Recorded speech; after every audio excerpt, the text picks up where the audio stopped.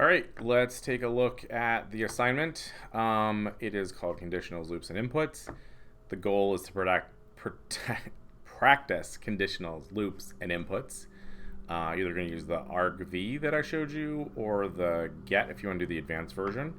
This is the array I want you to use for the assignment. You should copy and paste this, okay? And then for full credit, what you need to do is create your last name underscore museums.php, run it from the terminal. Take an argument that is a username. If it's missing or not correct, default to friend. Start with a welcome user message, such as, welcome friend. For each to print the museum and the description from the array.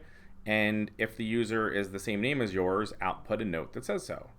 And the advanced web version is do the same thing, but make it work in a PHP page on the web. And then the advanced plus, I don't usually do advanced plus, but I just want to throw this out there in case anyone wanted to give it a shot to see how things work together.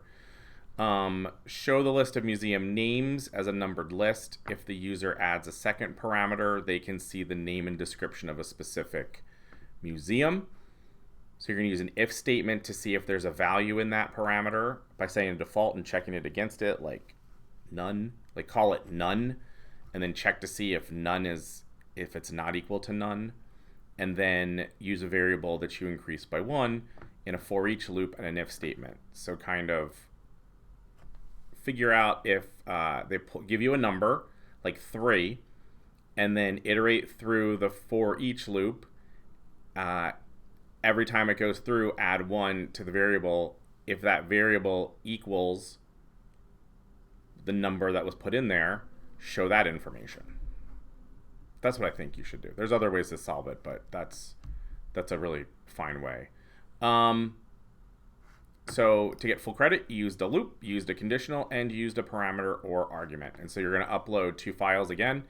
Not if you're doing advanced, just upload 2 files. Your last name underscore museums and your last name underscores museums.png or JPEG. So it's a screenshot. All right. So that is that's the assignment.